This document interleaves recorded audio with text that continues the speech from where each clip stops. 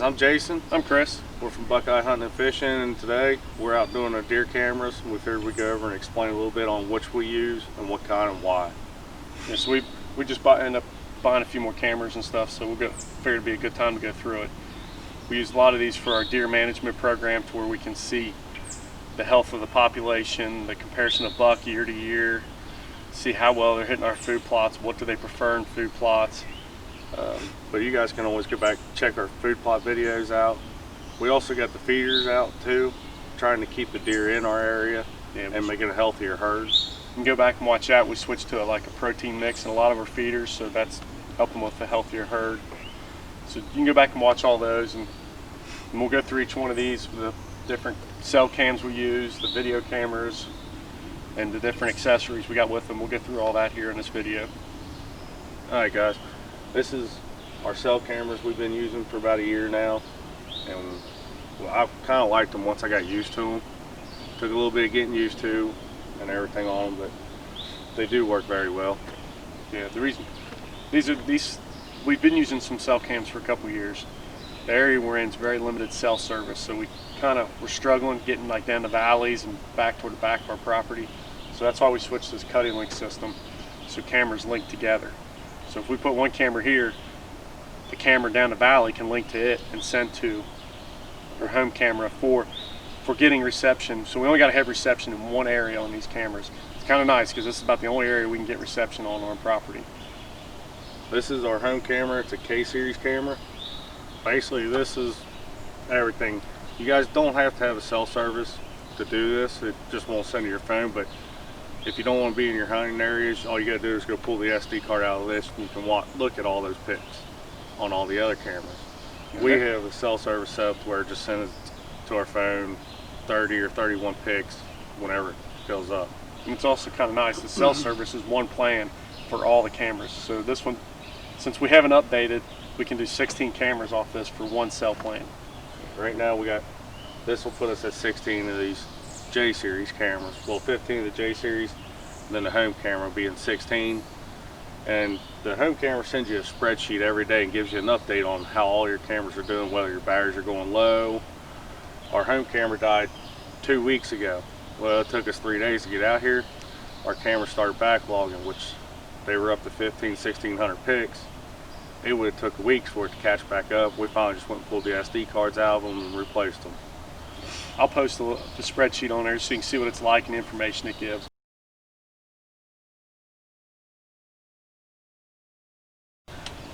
No bashers, we haven't updated yet. There's no new update out. It's been out for probably a month or two, I don't know. We're getting there. We're not real good with technology, so we haven't figured out how to do it yet. Yeah, this was a trick going from the cameras I was used to doing these. I was getting pretty aggravated trying to set these things up. It took a little while for me to get used to it, but now I can go up and program real quick, throw them up. Yeah, there's a lot of settings involved in these. So, like he said, that's the home camera. That's your main camera with the cell service that sends to your phone and stuff. We have 15 of these J cameras now. These send, if they can connect to the home camera, they send directly to it. If they're too far away, they'll connect to another one of these cameras and it'll send. So it's a link system. So this camera can link to this camera, which can link to there. So camera pictures can go from here to here to here, and you'll get them. It works really well too, and it gives you your levels of reception between cameras, and it tells you if it links. And back in the day, I had 2 trees, modems up in this food plot. We were limited to here. I couldn't put one down the valley. I couldn't get a cell service. Well, those got stolen out of our food plot, which we have accessories we're going to show you guys on thievery that'll help prevent that. We got a little relaxed on it, and next thing you know, 7 of the cameras were gone. Yes. We'll start with the lock system, since he mentioned it. Cuddy Back makes the Genius lock system. It's pretty nice because it's got this mounting bracket that mounts to the tree. The head swivels, so the camera's real easy to adjust. And then it's got a plate that sticks down in here, and you can run their lock system through it and wrap it around a tree.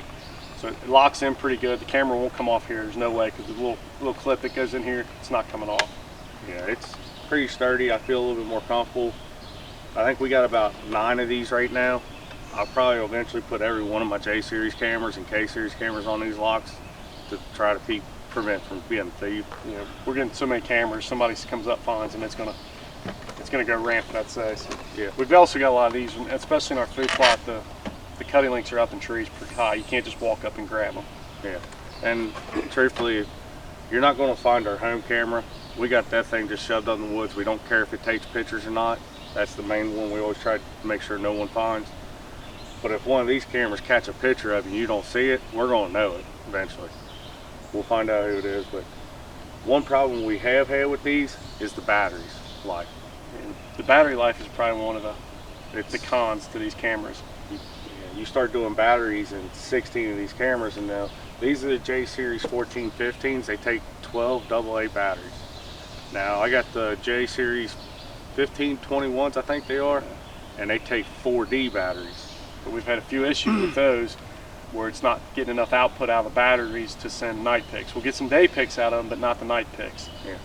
So basically what I was doing on our stealth cams is that we got stealth cams on 10-second videos. We bought these HME solar panel battery packs. Well, the cords that come on these won't connect to these. And Cutting Link tells you you got to use their cord to get it so you don't fry these things are real sensitive. And they're very sensitive to the output of the battery. They will not function without the correct output. We found that out the hard way. Didn't realize that we went several months during the winter and didn't realize we weren't getting night pics from some of the cameras. So now that we realize that, we're trying to look for alternate solutions, because the 12 AA batteries in one of these cameras sitting on one of our feeders where we're getting 60 to 100, 200 pictures a night off of, only lasting probably 30 days. So we had these where I was getting 500 to 600 on the stealth cam videos. We get 500, 600 videos and the batteries would be dead. I was changing batteries every week on all of them. So I found these, started doing this. Well, then when the Cutting Links, we started having problems with those. So what we did was I was taking these cords. This is what the HME looks like with a big silver cord, 10 foot long, heavy duty. I mean, it's hard to get through this cord. Basically, we've been cutting the tips off, and I've been soldering these on to make it work.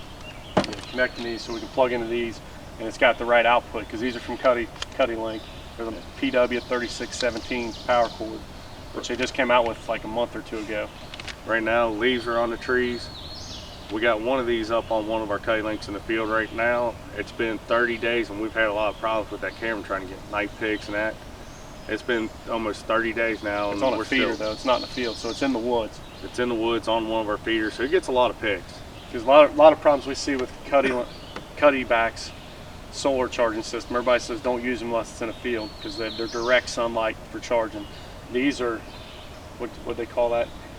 These are iridescent. Iridescent lighting. Sunlight charges them. And it seems to be working so far. The leaves have just started coming out thick. We haven't had any issues yet, so we'll have to let you know how that works with all the leaves on the trees. But so far, so good. But one of the good things is about Cutting Link, you guys get on Facebook, check out the Cutting Link. Chris knows more about them than I do. Cuddy Back Users of America, been very helpful. Working through, there's some technical difficulties with these and setting them up and the programming and issues you have. A lot of times it's self-inflicted, I'll admit that. But you can go on there and they talk about everything. And Dan Schultz is from Cuddy Back on there, and he does an excellent job of helping you through things. I mean, he'll personally message you and talk you through things. It's a very good website if you have issues with them. I strongly recommend if you get these, you join that Facebook group, because they talk through all the issues and the setup and everything. I mean, we could walk you through some of them, but we went through them. We can't remember them all, but it seems that it really helped. We'd have an issue, and I'm like, oh, I seen that on their website, and we get it fixed. But one of the biggest difficulties I think I had with these things I got aggravated with is most of the cameras have an ID number, and you can just flip one of the lids, the battery pack open, and it's usually right there.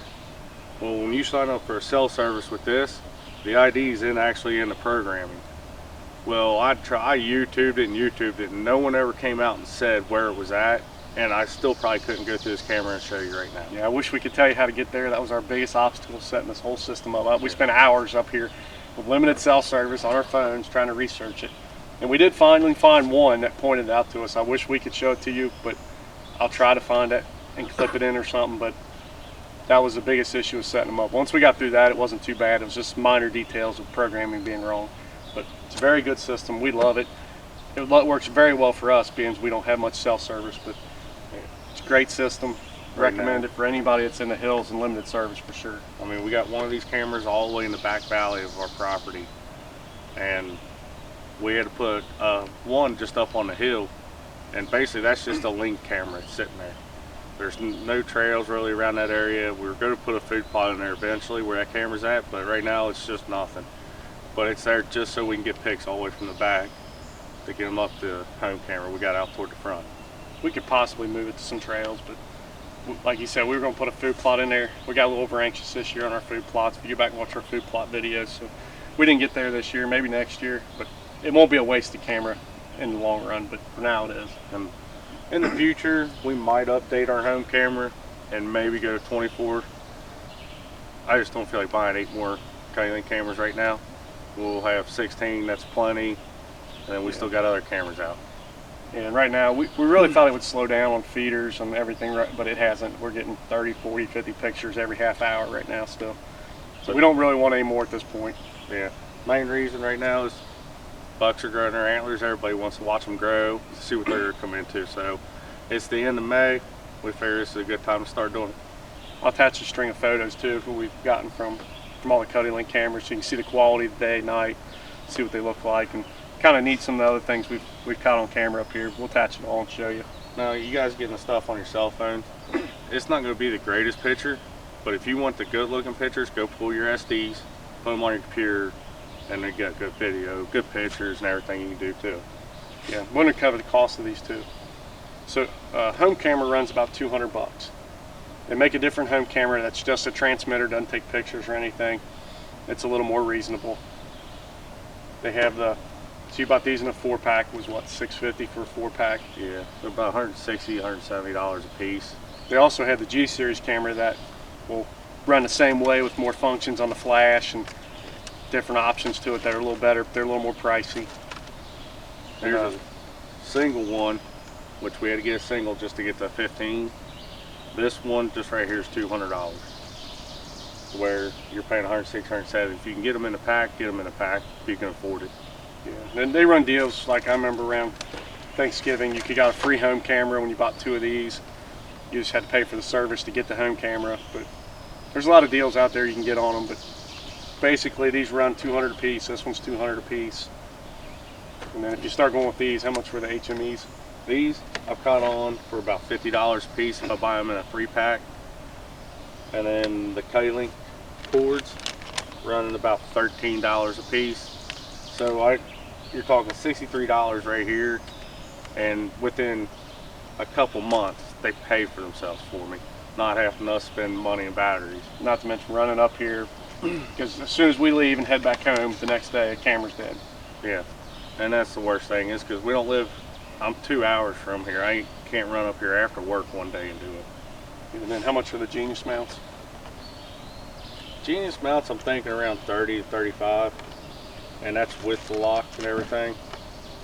If you're in a good area, you probably don't need them. Yeah, the mount's nice because it really helps you with being able to mount your camera and turn it, but we've had some issues with that, so we want to be able to lock them up. Yeah, and I mean, you can buy this just separate, just a hanging bracket, or you can buy it as a package. I buy them as packages just because we're in a theft area, and I know people know our food plots here. I mean, it sticks out like a sore thumb. Be real careful with your rechargeable batteries. Rechargeable batteries output is different than a normal battery. The cameras won't function on them. Yeah, so we went through and bought a bunch of rechargeable batteries and they wouldn't work. And then we started testing them. The output wasn't what it was supposed to be. I think a D battery output's like 1.5 volt, and these weren't putting that out. And then they weren't lasting near as long. So I wouldn't ever go that route. These have seemed to be one of the better routes we found so far. Or that you can buy a dual power bank. It takes like, I can't remember how many Ds it takes. I think it takes 8, 6 or 8. I think it's 8 because I think it's 12 total. 4 in the camera, 8 in the power bank. And it lasts a lot longer too. But we'll quit rambling on the Link for a minute. We could talk all day on it because we've got a lot of time and money invested in it. But that wraps up the Link portion of it.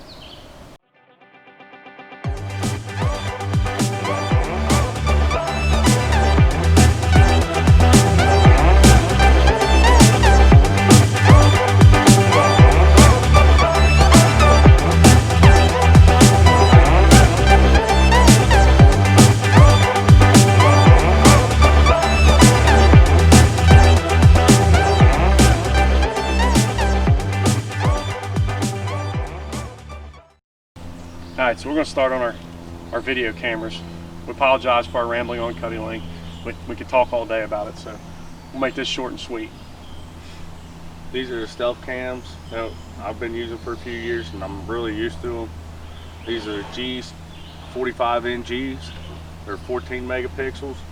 They do really good videos and everything. They take 8D batteries on them. At AA batteries. AA batteries. Yeah, it's pretty good video quality. We've been switching to the HME battery source on these two because they eat batteries too. Very user friendly. We got the HMEs, I think early winter last year, because they take 8 batteries. I was switching them out every week. You get about 500 to 600 videos, which we do 10-second videos. I do about a 15 to 20-second delay on them. And we had them on feeders. We wanted to see how the bucks were moving and everything here and there, and then following them on trails. And I think when I finally did pull one of the stealth cams down, I probably had over 3,000 videos on one of them HME packs.